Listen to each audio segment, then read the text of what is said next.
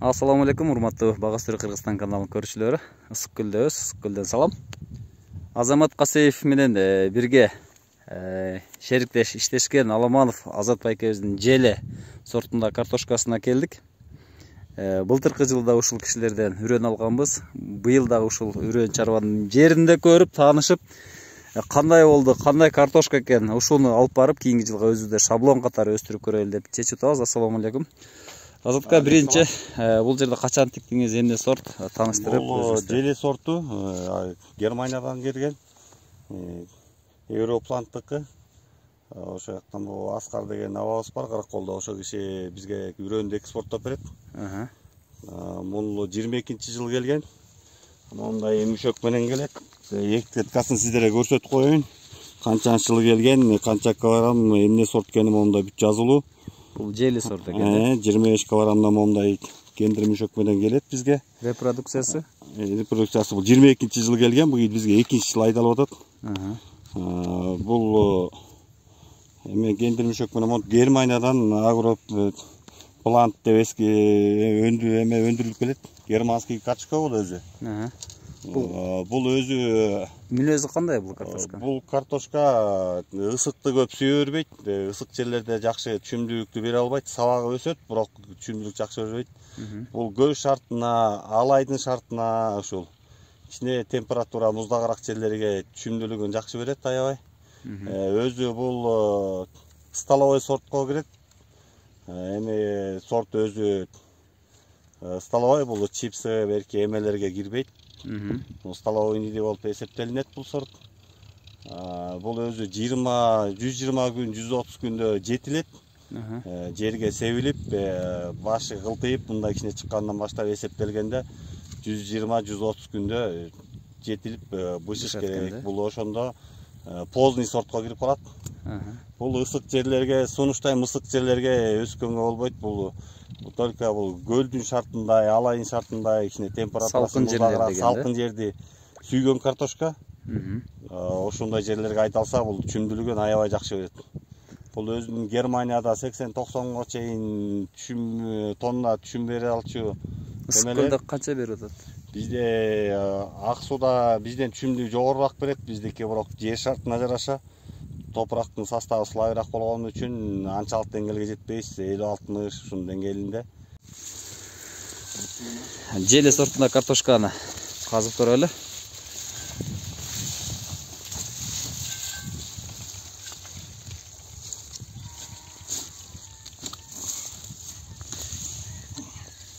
Бул сары картошка болуп турбайбы? Сары картошка болот мындай.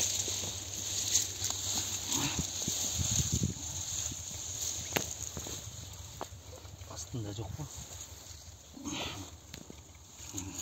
Окшойт.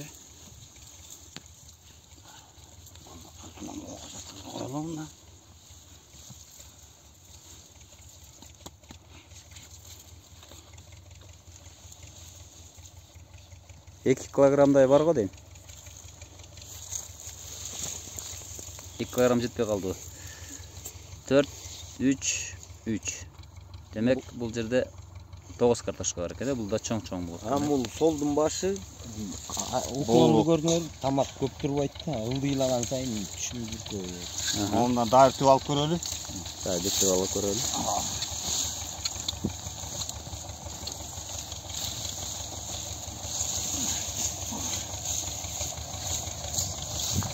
Ар жакка нетиз артынан чоң артын. Onu alayım mı? Келем.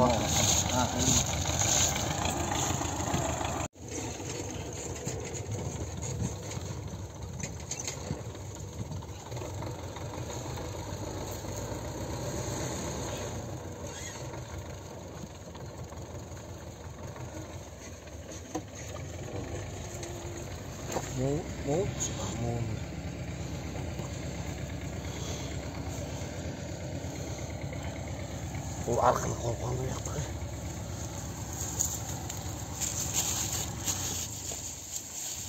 Bir картошка болду. Бул өзү столовой сортко кирет дебедим, ушул бул даамы аябай жакшы. Бул рынактан бөлөк картошкаларга эмесин бербей келатат. азыр деле рынокто бул азыр биринчи орунда турат. Кайсы базарга барбасаңыздар дагы өтүмдүүлүгү желедей столовый сортко буга башка сортту басы өтө элек, даамдуулугу боюнча дагы аябай сонун, өзү эле мына өң айтып турат. Сапсары болуп анан ачыганга оңой. Сүйрүү болуп мындай эмесин эметкенге форма ачыганга аябай удобный болуп өскөн картошка. Чүмдүүлүгү аябай жакшы. Кантип багыш керек муну? Муну өзүнүн технологиясы боюнча ар бир бүт немесинин технологиясын колдойбуз. Оорубаш үчүн дарыларды колдонобуз, фитофтор, альтернороз. Бүт немелердин баарын оорусун карап турабыз. Ооруга кандай сорт? Бул ооруга бышык, бирок бул деле ооруса көтөрүмдүүлүгү слабый, бул куурап түшүп калат, аны майда болуп калат ооруганда. Бул азыр мына сентябрдын 9-у деп атабыз. Мына көрдүңүздөр. Эч кандай сабак азыркыга чейин мына жапжашыл ойдон туруп атат. Түшүмдүүлүгүн көрүп атасыз. Муну жакында уктатабыз, уже казганга дайындабасак, бул азыр дагы тети октябрга чейин жапжашыл болуп туруп алышыбыз мүмкүн. Мал кирип кетет, алга казганга жетишпей калабыз. Сыйылма болуп сакталганга мүмкүнчүлүк болбой калат.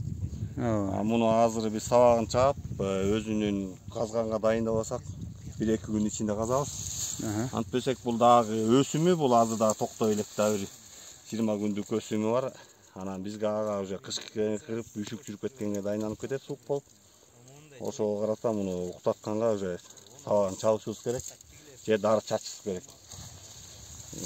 Анан бул өзү технологиясы бүт колдонулат. Бул дары эменин баарын бүт түбүнүн эмелерин карап турасыз. Оорулар жокпу, жалбырагын карап текшерип турасыздар да. Бүт карайбыз. Бул поляда азыр 1,80ге айдалган, 1 гектар 80 сотка. Бул өзү суу токтогон каксоо жер. Жер шарты мындай картошка мындай суу токтобойт. Көрдүңүздөр, бул өз эле оченде мына суу чуркап өткөнү аң болуп өтүп кетет. Мунусунун аябай нымдуулугун жакшы кармап, жакшы суарылбаса, бул учеңден мындан буга бул топуракка нымдуулук сиңбей калат дагы. Жакшы түшүмдүүлүк болбой калат. Топурак сиңиш үчүн сууну кичине нормасы менен кармап, көбүрөөк кармап, карап, жакшылап өзүбүз сугарабыз муну. Бөлөк бирөөнү эмеге киши жалдап сугартканда мындай жерлерди коркобуз. Суу чуркап кеткен жерлерди өзүбүз контролдоп сугарбасак, сиңимдүүлүгүн карап, топурак нымдуулугун карап, ошону бүт сиңди канчалык деңгээлде сиңди, ошол аркы дөңүнө боого чейин өсү эмеге жакшы картошка. Бул эми суугураак жерлерге, салкын жерлерге гана сунуштайм. Бул ысык жерлерге да ишиңиздер ийгилик болсун. Аман болуңуздар. Номериңизди айтыңыз, эгер сизден үрөн үчүн урук картошка ала тургандар болсо сизге чалышат. 0709 13 94 21. Мына ушул номер Азат байкебиздин номери. Эгерде сиздерге үрөн боюнча картошка керек болуп турган болсо, мына ушул үрөндүк картошкалар сатылат.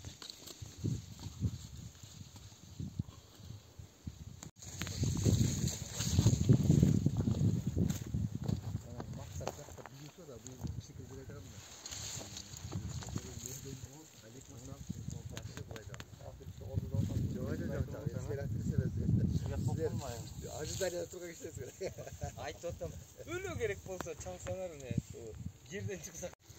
Кийинки талаага келдик. Азамат Касеевдин үрөн чарбасындагы картошка, уруктук картошка. Качан дары септиңер эле? Муну дарын себилгенине августтун 23-үндө себилген. Картошканы уктатуучу дешиден чачылган. Бул жерде Ривера аттуу картошка экен. Азыр эрте бышкан картошканын мондай этикалуу 22-жылы келген. Бизге 2-жыл айдалган.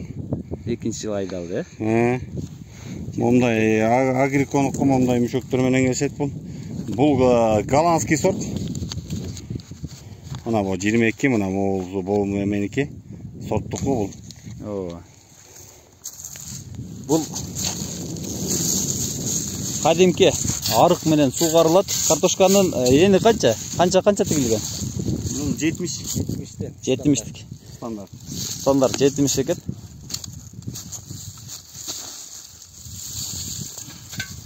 Мына сага картошка. Мына мүшөккө коелубу? Мүшөккө коелу. Астында жок. Бул өзү эмес боюнча, сорттун технологиясы боюнча эң ранный сорт 45 күндүк деп айтылат. Бирок бизде 60 күндө жетилет. 55-60 күндө жегенге жарайт. Биздин жер шарты кичине буздагыраак болгондугу үчүн кичине убактысыз узарат. Бирок дүйнө боюнча эң ранный сортко кирет бул. Бирок 45 күндүк деп айтылат өзү. 15. 16 кендер. 16 картошка бар экен астында. Көрүңүз, стандарт үрөндүк. Буларга клиентибиз бар. Буларга бар уже клиентиңиздер, Бул каяка сатылат көбүнчө Ривера? Ошко чүйгө кетет. Ошко чүйгө. Ысык жерлерге эң эрте уша турган. Эң эрте айдаган жерлер. Туугандар, Баткенге, Жалал Абадка, Ошко февралда тиксеңиздер болот. Былтыркы жылдагы февраль айында, этек айында тигилип аткан. Быйыл буюрса ушул картошкадан тигебиз деген максатыбыз бар. Та казып көрбөйлү. Дибоен чапчыңыз. Сабакты көрдүм. Тутпаганы. Бул түшүмдүүлүгү кандай? Түшүмдүүлүгү өзүнүн китеби боюнча гектарына 45-50 тонна берет. Бул өтө урожайны слабыраак болот да, бирок эң ранный сорт бул. Эрте бышучу сорт. Бул аркылык болуп калды. Котулам оны телагам. Азыр эле стандарттап коелу, мындай кылып эле. Агрикон өзүнүн мүшөгүнө коюп. Тескеринен коюп салдык эми. 4 коюп коелу.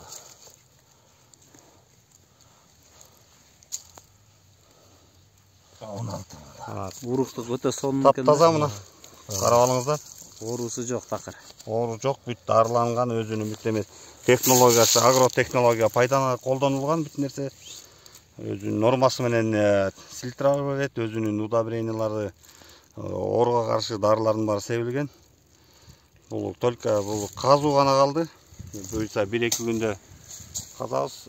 Мына туугандар, үрөндүк картошка бул жегенге эмес, бул жалаң үрөн үчүн өстүрүлгөн картошка. Анан картошка деселе жөн эле кыргызча айдай беришет да, эрежеси менен мындай конок тозгондой да. Наразы кылбаш керек картошканы. Картошканы наразы кылбаш керек. Картошка эмне сураса бүт баарын берип туруш керек. Ал өсүп атканда эле өзү айтып турат картошка. Ошону билиш керек. Туугандар, мен быйылкы жылы атайын сыноо үчүн картошка тиккем, билесиздер. YouTube'га жүктөп аттым го. Мына ушул картошканы ушул кишиден алгам. Ар неме болгон сайын, өскөн сайын сурап аттым. Мисалы үчүн мен бак боюнча жакшы түшүнгөн болсом, мына ушул кишилер картошканы өтө жакшы түшүнөт да. Мына ушул кишинин тажрыйбасын Кыргызстанга жайылтыш керек да. Агротехникасы менен өстүрө турган болсоңуздар, сиздерде жакшы түшүм, жакшы пайда болот. Дагы казып көрөлү. Дагы айта кетчү, мул максимальный түшүмү жазылып турат да. Ошону алса болот да. Максималдуу, анткени бизде жөнөкөй мындай кыргызча баккан менен ала албай калабыз да. Анын үчүн бүт эрежелерди сактап, топурагынын анализин алып, мен мага монча түшүм керек десе, канча жер семиртиш бериш, бүт эсептеп чыгып туруп, любой жерден жакшы түшүм алса болот,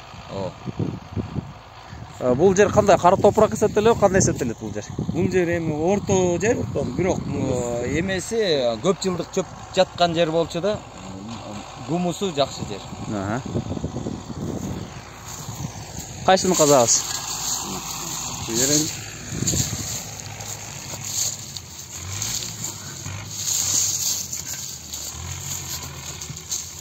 Муну мен тамашалап коем, шаардык кыз деп.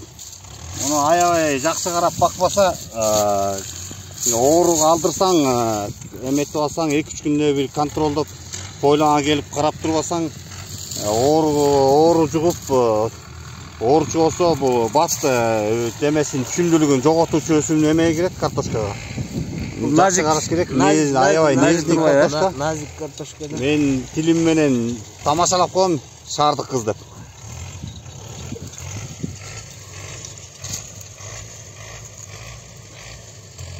2, 4, 6, 8, 10, 12, 14, 16, 18. 18. Могул пойланын башы, ылдыйрагы түшүмдүүлүк мындан жакшы. Үрөнгө муналарды тиксем эмне болот муналарды? Буларды деле Майдалар. болот, анткени мунун гени жакшы, экинчи репродукцияда буларды кичине технологияны башкачараак.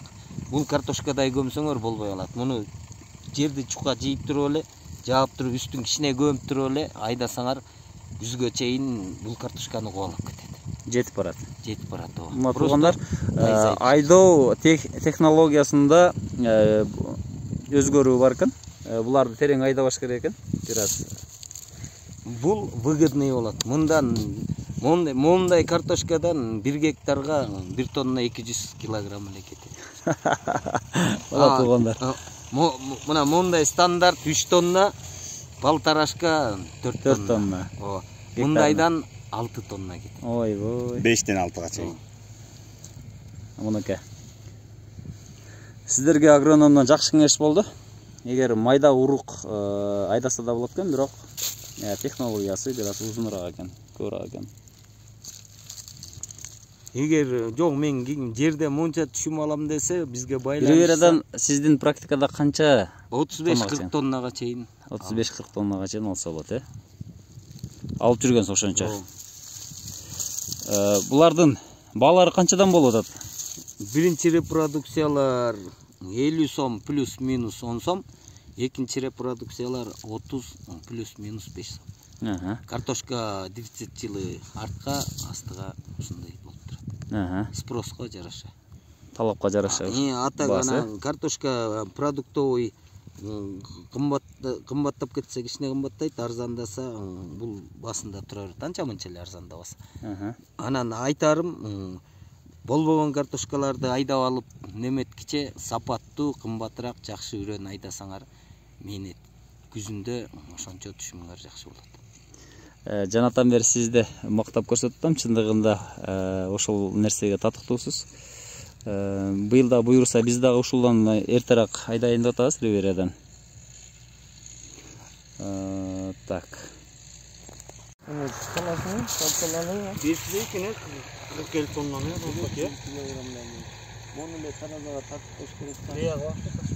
Таразага тартып туруп эле анан жана густатага эле көбөйтүп кошуп коесуң, ошо менен ялай урагай болот. Мына суроолоруңар болсо WhatsAppка жазып тургула, жооп берип турабыз. Эгер ушу картошка өстүрүү, дыйканчылык боюнча суроолоруңар болсо, WhatsApp номериңиздерге жазып турсаңар болот. Ал жерден бардык дыйкандарга жооп бергенге даяр. Рахмат жок.